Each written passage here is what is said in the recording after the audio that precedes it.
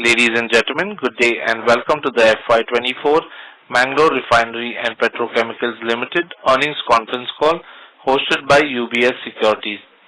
This conference call may contain forward-looking statements about the company which are based on the beliefs, opinions and expectations of the company as on date of this call. These statements are not the guarantees of future performance and involve risks and uncertainties that are difficult to predict. As a reminder, all participant lines will be in the listen-only mode and there will be an opportunity for you to ask questions after the presentation concludes. Should you need assistance during the conference call, please signal an operator by pressing star then 0 on a touchtone phone. Please note that this conference is being recorded. I now hand the conference over to Mr. Amit Rustagi from UBS Securities. Thank you and over to you, sir. Thank you. Good morning, everyone. I am Amit Rustagi, Executive Director Research with UBS Securities. On behalf of UBS Securities, I welcome you all to the Q4 and FY24 earnings call of Mangalore Refinery and Petrochemicals Limited. We have the pleasure of having with us today the senior management of MRPL, represented by Mr. M.S. Kamath, Managing Director, Mr. Vivek Tongaonkar, Director Finance and CFO, Mr. Sanjay Verma, Director Refinery, Mr. B.H.V. Prasad, ED Projects, and Mr. Yogesh Nayak, Head of Finance. I welcome the entire team of MRPL to be with us. Now I would like to hand over the call to the management for the opening remarks, which will be followed by a Q&A session. Thank you, sir, and over to you. Thank you, Amit. Good morning to everyone. Thank you for joining today's call. I am Vivek Tongaonkar, Director Finance and CFO of MRPL. I trust all of you are all well. As Amit has already mentioned, I have over here with me our Managing Director, Mr. Shyam Prasad Kamath, our Director Refinery, Mr. Sanjay Verma, our ED Projects, Mr. B.H.V. Prasad, and our Head of Finance, Mr. Yogesh Nayak, along with our finance team over here. Today I will discuss our financial and operational results for the past quarter, Q4, outline our strategic initiatives and explain how these efforts align with our long-term objectives. We will also explore the challenges and opportunities we anticipate as we move forward. Let us begin with our financial performance for the quarter ending 31st March 2024. In Q4, we achieved a gross refining margin of $11.35 per barrel, a significant improvement from $5 per barrel in the Q3 of financial year 23-24. For the fiscal year 23-24, our GRM stood at $10.36 per barrel, better than the GRM of $9.88 per barrel for the previous year. Consequently, for Q4 of financial year 23-24, the PBT, profit before tax, and PAT, profit after tax numbers stand at rupees 1766 crore and rupees 1137 crore respectively. On operational basis, MRPL has posted the highest ever PBT and PAT in the financial year 23-24. The PBT for the financial year 23-24 stands at rupees 5,521 crore, which is 30% higher than the PBT of rupees 4,239 crore last financial year. Similarly, profit after tax for the financial year 23-24 stands at rupees 3,596 crore, which is 36% higher than the profit after tax of rupees 2,638 crore last financial year. The net worth of the company has increased to rupees 13,251 crore from rupees 9,835 crores in the last financial year, a 35% increase year on year. Additionally, the company prepaid some of the high interest bearing loans in the last financial year amounting to rupees 3,183 crores. Total loan repayment in the financial year 23-24 was rupees 5,058 crores. The debt equity ratio has therefore improved from 1.70 as on 31st March 2023 to 0.94 as on 31st March 2024. Coming to the physical performance, the company achieved a throughput of 4.6 million metric tons in Q4 of financial year 23-24. This is the highest throughput ever in Q4 for the company. Further, the throughput for the whole fiscal year 23-24 stands at 16.59 million metric tons, and this is the second highest ever despite a major plant shutdown which occurred during Q2 of financial year 23-24. MRPL also posted highest ever distillate yield of 79.27% in Q4 of 23-24. The yield for the financial year 23-24 stands at 78.77% versus an already high number of 78.11% in financial year 22-23. The fuel and loss reported was lesser at 10.46% for Q4 and 11.02% for the fiscal year 23-24 versus 11.13% in the fiscal year 22-23. The company also constantly focused on bringing in value through diversified crude sources and hence procured and processed 3 new crudes during the year. The 3 crudes were Siberian Light from Russia, KG-D6 crude from Reliance BP's Ruby FPSO East Coast of Kakinada, India during February 24, and KG-98 crude from ONGC's East Coast block during March 2024. MRPL has further enhanced the capacity of desalination plant from 30 MLD to 40 MLD and hence now is not dependent on river water during the summer months. This move has paved the way for MRPL to constantly run on consistent throughput throughout the year. MRPL also won many accolades to its name during the year. Notable awards were Best Innovation in Refinery Award in Energy Technology Meet 2023, GEM Star Buyer Award from Government of India. MRPL also became the first AS 9100D certified refinery in India and internationally recognized certification for ATF production and distribution. The certificate established the best practices followed by MRPL with respect to ATF production and distribution. Coming to marketing, MRPL achieved the mark of 100 retail outlets in the financial year 23-24. The average sales per retail outlet is around 150 kiloliters per month, which is higher than the industry average. Totally, we sold 154,000 kiloliters of product, earning 76 crores over the RTP. As we are there, we have currently got 103 retail outlets already functioning. We have also started manufacturing and marketing mineral turpentine oil, MTO, from Q4 onwards. MTO is a key raw material used in paint industry. We are excited about our strategic direction for the future. Significant planning is underway for new projects aimed at enhancing our refineries GRMs by enhancing the petchem intensity from the current 10% to 12.5%. We anticipate an investment of approximately 8,000 crores over the next 5 years, primarily funded through internal accruals. We are also planning to launch some of the products through our patented technologies. One is isobutyl benzene, for which significant progress has been made and the pilot plant is already awarded. Additionally, we are steadfast in our commitment to sustainability, aiming for net zero emissions by 2038 in line with our parent company's goals. The refinery is already taking RLNG as a feed and can consume up to 0.65 SCMD of RLNG. Discussions and strategy to reduce the fuel and loss is formed up and project to import the grid power is on track. The targeted actions will not only build on green credentials of the company but also add to the bottom line substantially. MRPL has also paid its first ever interim dividend of ₹1 per share, which is 10%.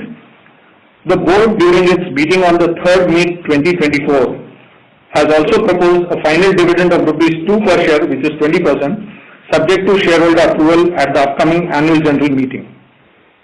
Looking ahead to the next year, we are targeting a throughput in excess of 17 million metric tons with no planned shutdowns, aligning with our strategic focus on maximizing asset utilization. Despite the volatile market for crude and refined products, these challenges also present opportunities for MRPL to innovate and adapt.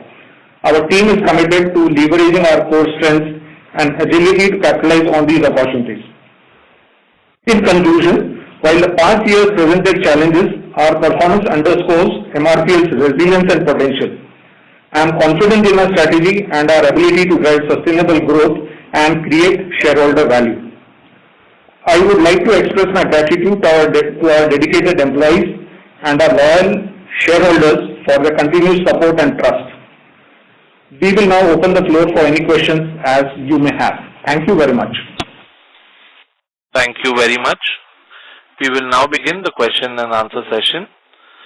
Anyone who wishes to ask a question may press star and 1 on the touchtone telephone. If you wish to remove yourself from the question queue, you may press star and 2. Participants are requested to use handsets while asking a question. Ladies and gentlemen, we will wait for a moment while the question queue assembles.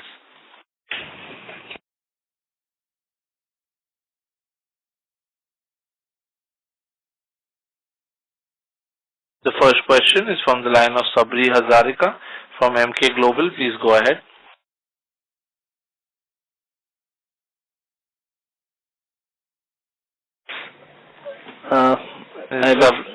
Yes, you can go ahead with the question.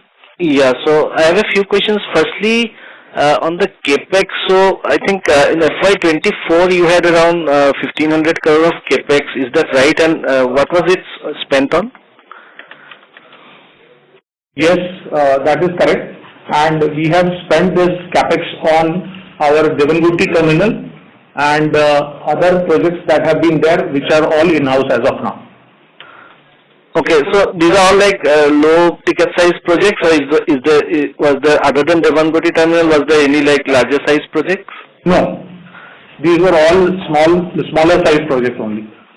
Okay, sir.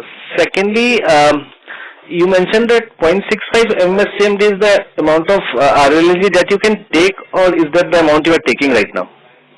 That we can take maximum. Okay, and as of now, what would be the intake of RLNG? 0.4. 0.4 is the current intake. Okay, sir. Thirdly, any update on your green hydrogen tender that you have, electrolyzer tender that you have released probably a year back? That was an EOI. I will let Mr.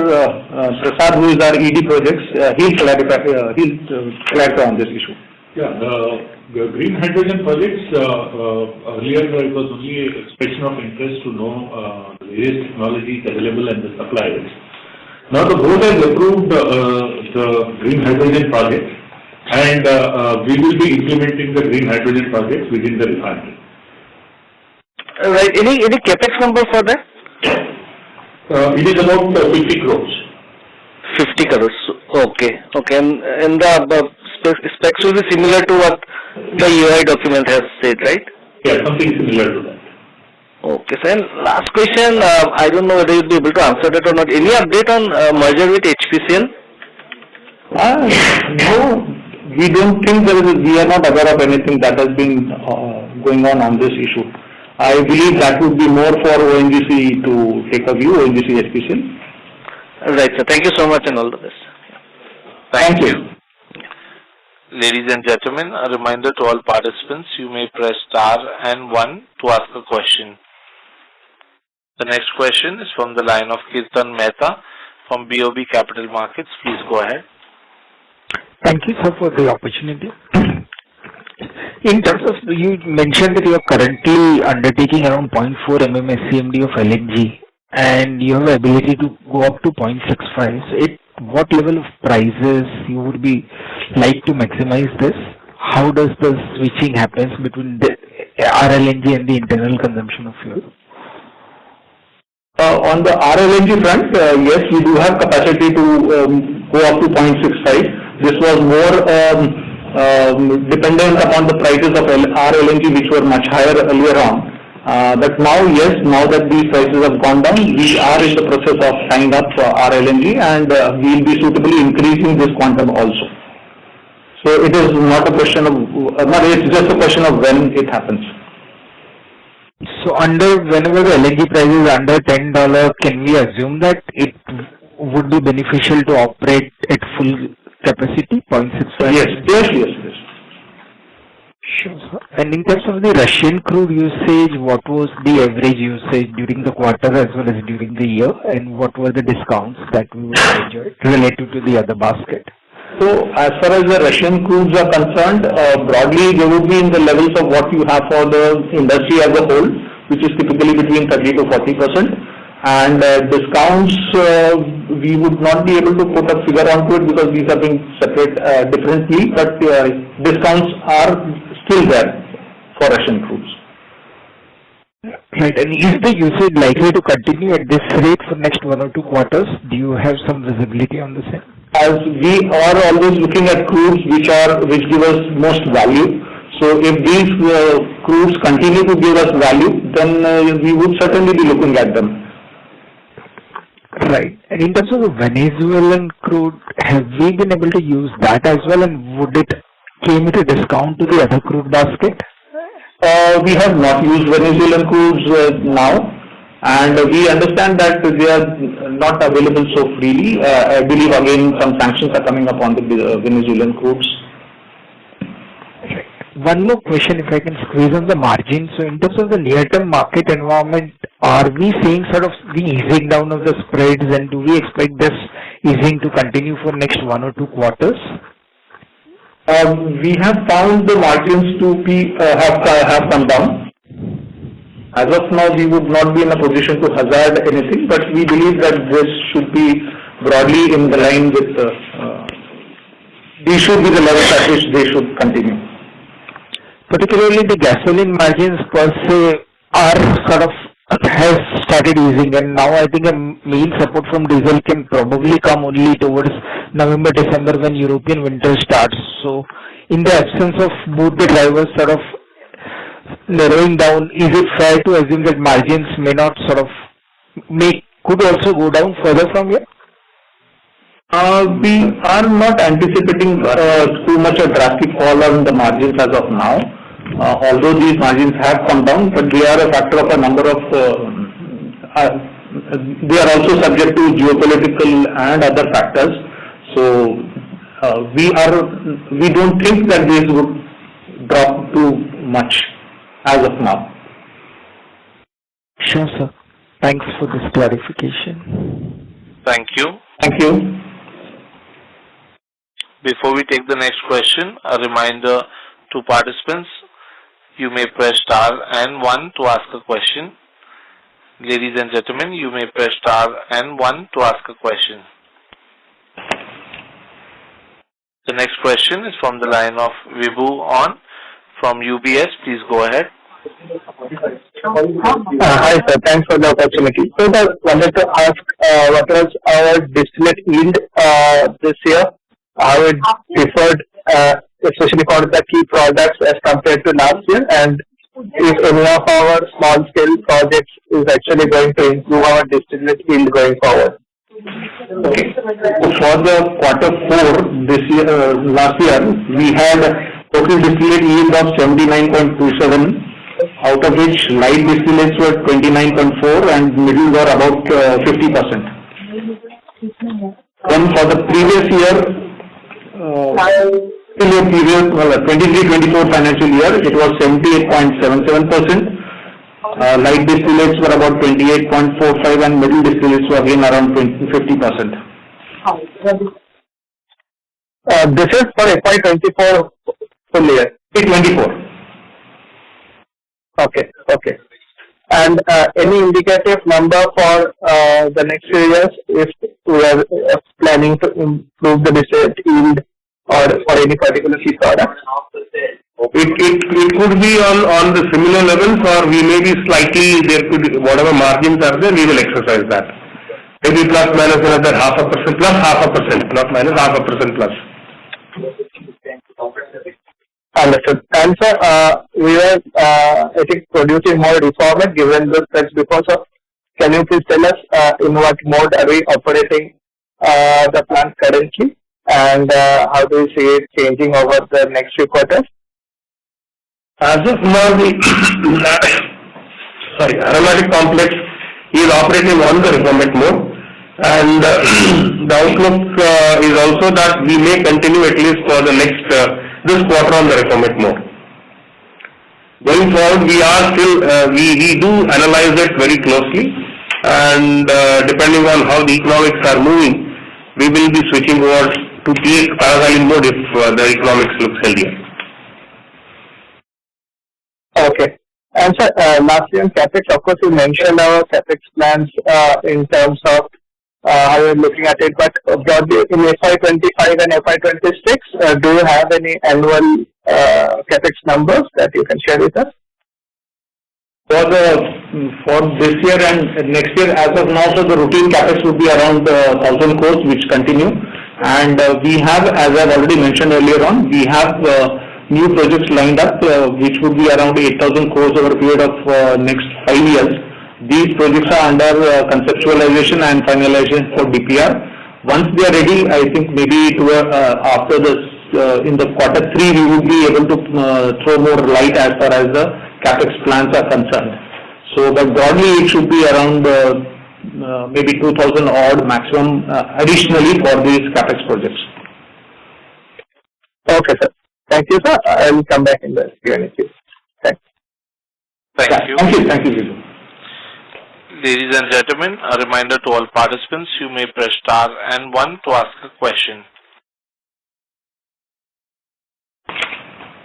To ask a question, you may press star and 1. The next question is from the line of Sabri Hazarika from MK Global. Please go ahead. Yeah, thank you for the opportunity. So, couple of more questions. Firstly, on this KG 98/2 crude.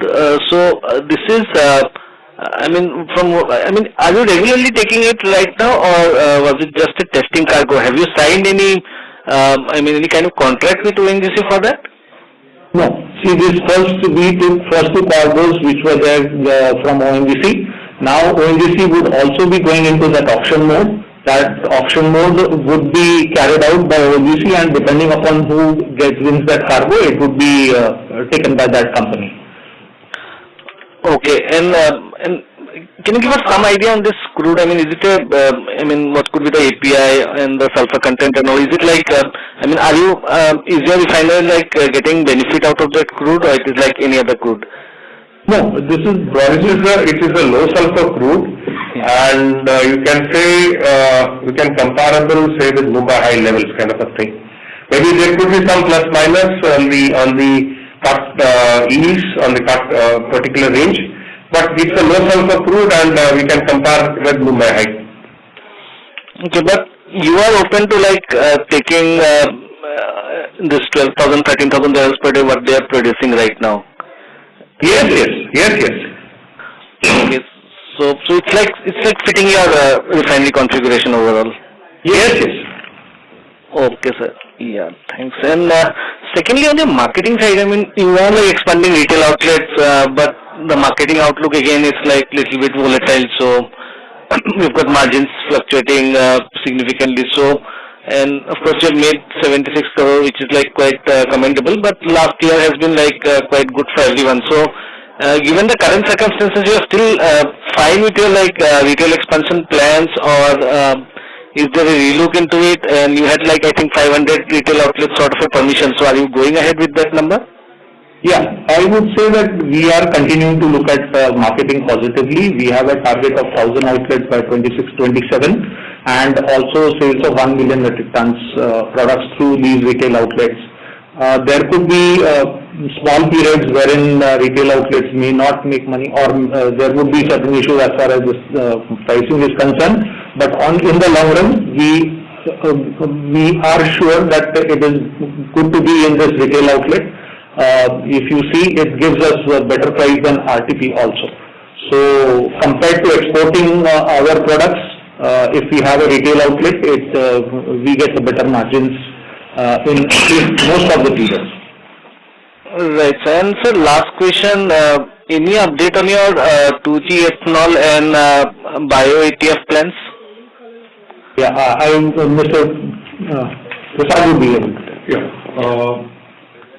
Regarding bio ATF, the board has approved the project, of the bio-ATF, and we are in the process of finalizing the consultant for the execution of the project. Will be shortly, we will be finalizing and moving ahead. This particular project is coming within the refinery complex. As regards to 2G ethanol, we are looking into various options to make the project more viable. As of now, the board has asked us to look at various options to make the project more viable. As of now, the project is not viable, so we are not moving ahead unless the project becomes viable. Okay, sir. And on the bio-ATF, how much could be the capex, and do you have the confidence of airlines in terms of like offtake? Because airline companies generally tell that it is almost like 3x, 4x the price of hydrocarbon-based ATF. So I know they have got their own sustainability goals. So are you confident? I mean, what could be the capacity, the capex, and your confidence in placing them with domestic airlines? Capex is about 350 crores. 250 crores. Okay. Yeah. 350 crores. 350. Yeah. Yeah. And we are confident of selling this product at premium, because internationally by 2027 it is mandatory that SAF blending is mandatory. So we are confident of getting the margins. Even a lot of airlines as well as international airlines have shown interest. Okay, and what could be the capacity, and what exactly is the capex for? I mean, would it be a new plant, or it would be like a blending sort of a thing, or is there some other process altogether for that? Yeah, now this particular plant is what we are putting up is a demo plant, which is a 20 KLPD plant. We are also looking into the possibility of other modes of producing by sustainable aviation fuel. They are also in advanced stage of study. So it's a facility, right? I mean, it's a unit that you have to set up. It's a unit which is coming up right now. The board has approved one unit which is coming up, which is going to be constructed within the refinery. Okay, and the feedstock will not be crude oil, it will be something else? Feedstock will be the vegetable oil, used vegetable oil, tree oil, and which is available plenty in this region. Okay, sir, got it. Thank you so much. Yeah, thanks a lot. Yeah. Thank you. A reminder to participants, you may press star and 1 to ask a question. The next question is from the line of Abhishek Datta from Anand Rathi Share and Stock Brokers Limited. Please go ahead. Sir, I just wanted to know what was the inventory gain for this quarter and for the full year? Inventory gain for this year was $0.58 per barrel. And what was the next question? And for the quarter? The quarter it was around $1. Okay, sir. Okay, thank you so much. Thank you. Ladies and gentlemen, you may press star and 1 to ask a question. The next question is from the line of Amit Rustagi from UBS Securities. Please go ahead. Yeah, thanks, sir, for giving this opportunity. So, first question relating to the capital allocation. Now we are seeing that the company is making significant amount of profits. So, how you are going to utilize the profits? This year's money has gone into repayment of debt. But going forward, like how much repayment of debt we can consider, how much additional capex we can consider, and are we in for taking some big project for maybe 4 to 5 years going forward? So can you give us slightly medium to longer term view that how we are looking at the situation? Okay. So as far as I've already mentioned, we have got additional capex also lined up. We have a grid upgradation project coming up, which would grid power upgradation project coming up, which would help us to import power through the grid and reduce our own captive power. So that is coming up in 25-26. We already have an IBB plant, isobutyl benzene plant, which I have already mentioned in the start. Bio-ATF plant is coming up. Green hydrogen plant is also there. We have got certain jetty infrastructure and pipelines modifications and upgradations to be done. All these projects will come in 25-26. Apart from this, as I've already mentioned, we have projects for enhancing our petchem from 10% to 12%. which would be about 8,000 crores over a period of 5 years. So broadly, it would be another 2,000 crores additionally from next year onwards. Starting with, even from this year, we will have certain additional work going on these petchem projects. So that is how we are planning to spend for the future years. And we do have approximately 1,000 crores annually spent, which is a regular sort of a capex requirement for this refinery. So then it is fair to assume that our capex will move in the trajectory of about 3,000 to 4,000 crore annually now from here onwards. 3,000 crores plus, yes, next year onwards. Yeah, after 2026 onwards. Yes. And so then in that situation, how do we see the dividend payout? Like because I think SOEs are supposed to pay 30% dividend annually, and I think this year we have not paid around 30%. So how do we see dividends from here, basically? Yeah. So normally WIPAM guidelines specify that 30% of PAT or 5% of net worth should be the amount that is paid off. You would have seen, if you have been following the company, that earlier on we had a lot of capex and loans which were there, and we were not in a position to pay dividends. When our financial cash position has improved, we have given out a 10% interim dividend.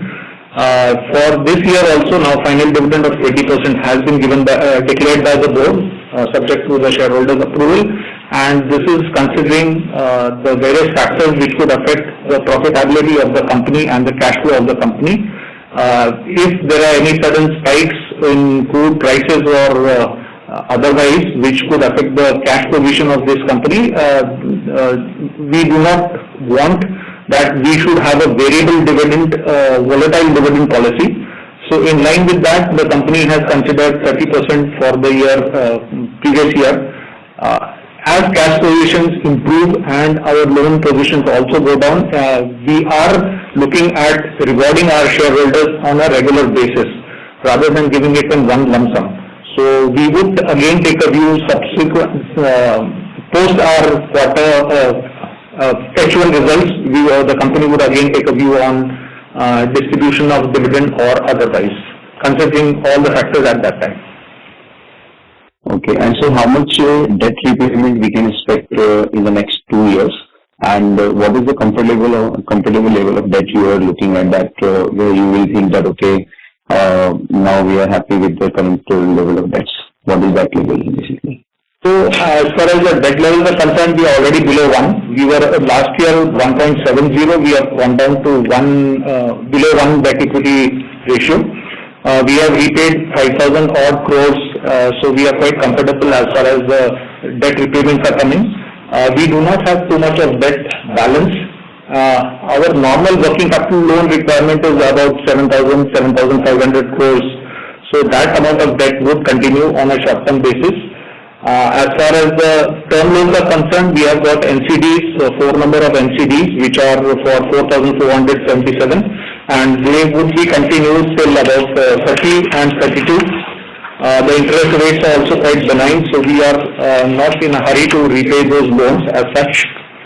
And for the year 24-25, we are the loans repayable are 1,174 crores, which we are sure that we will be able to do it through our own internal accruals. There are no other major loans which require repayment as of now, and whatever loans that are there are like OIDB loans, which are at very good interest rates. Okay. Really, the interest has been between 6% to about 7.5%. So then we can consider 10,000 crore of debt level broadly. You are happy with basically. And as the network goes up, we would be in a position to have better debt levels also. And if need be for any major capex, we are ready to to be able to obtain debt for those projects also. Okay, great, sir. So thanks for taking my question. I will hand over to the operator. Thank you. Thank you. Ladies and gentlemen, you may press star and 1 to ask a question. The next question is from the line of Nirav Jimodia from Anvil Research. Please go ahead. Yeah, thanks for the opportunity, sir. So you mentioned one of the product which we are under the feasibility stage, which is isobutyl benzene. So this predominantly, I guess, finds application in the production of ibuprofen, if I'm not wrong. So if you can just share your views in terms of what could be the capacity of IBB which we are coming up with. And if I'm not wrong, I think the raw materials required here would be toluene and propylene. So if you can just share your thought process about our venturing into this product, what's the demand here in India, and what are the imports coming to India? So if you can just share your views on that, would be helpful. Yeah, the IBB project right now we are on a pilot scale, and the feedstock, as you rightly mentioned, they are toluene and propylene, which are available within the complex. So that's the advantage that we gain, and the technology is based on our patent. Secondly, we are confident that whatever demand which is there in the country, this will be a kind of around 10,000 to 15,000 tons per year capacity, which will be a kind of a mega scale plant for that product. And we are confident of with our pilot, we will be able to establish the market with that to start with. Correct, because I think one of the largest chemical player is like Vinati Organics is into the production of IBB, and the purity levels of which they've been producing in Nepal for a long period of time. So they have achieved the cost economics and the economies of scale. So I just wanted to check with you in terms of our venturing into that, because initially the capacity is what you mentioned, 10 to 15,000 tons of the plant would be quite sufficient enough in order to cater to the domestic market. So I was just wondering on that. And so secondly, on the OMPL, how are the utilization rates currently? Because there also we produce paraxylene and benzene, and paraxylene cracks have been of late not doing well. So if you can just share your thought process on both the paraxylene as well as the benzene production for FY24 and how we are looking for FY25. The complex, the aromatic complex, as you mentioned, the paraxylene market is not very economical at this point of time. So we have been operating the complex on the reformate mode, and we have consistently now operating at around 110% of the capacity utilization. During the last financial year, we have produced around 800,000 tons of reformate, and we have exported it. Benzene also we have been producing from the complex. We have produced about 130,000 tons of benzene last year, and we are sustaining the complex on that mode. And reformate is definitely bringing more margins onto the table today compared to paraxylene. So, Nirav, this is Sanjay Verma, Director Refinery speaking. Typically, our refinery complex, we have some kind of a product swing capabilities. So, OMPL, erstwhile OMPL, we have a flexibility to, look into the economics and operate it either on PX or reformate mode. So, from past 2 years, we are finding making reformate is more cost advantageous to us. So, and similarly within the refinery also we have a little bit of production capabilities between diesel ATR, between other products. So we are trying to look into the market conditions, and wherever the cracks are good, we are trying to maximize that. Got it, sir. And the last question from my side is apart from IBB, are there any downstream products which we are planning? Because we have the upstream with us, like benzene we have, PX we have, toluene, propylene you rightly mentioned would be available from our complex only. So any other products apart from that which we are planning to add along with IBB for our downstream? Yeah, as DF mentioned, we are right now in the study mode, which is an advanced stage for increasing our petchem intensity from around 10% to 12.5%. Correct.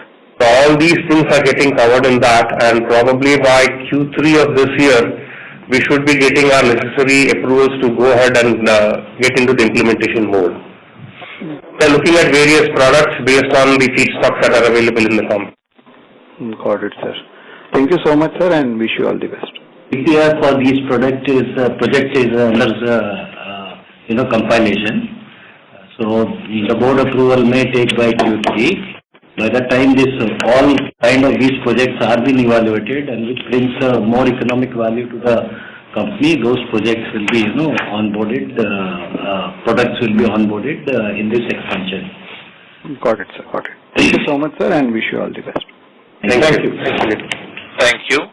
A reminder to participants, you may press star and 1 to ask a question. The next question is from the line of Harsh Maru from MK Global. Please go ahead. Thank you for the opportunity. My question basically pertains to the bio ATF part. So two specific points over there. One is when do we expect bio ATF output to be available for sale? And the second question being, what would be the premiums that we are looking at vis-a-vis hydrocarbon-based ATF? Bio ATF is expected to be ready by the year 26-27, when the SAF becomes mandatory for an international flight. 26-27, we would be ready with the project. Price, premium on ATF. On ATF, presently it is very high in the international market. Presently we are not pegging any number at this moment, but we expect to get substantial premium for this particular product. Okay. Thank you so much. Thank you. Thank you. A reminder to all participants, you may press star and 1 to ask a question.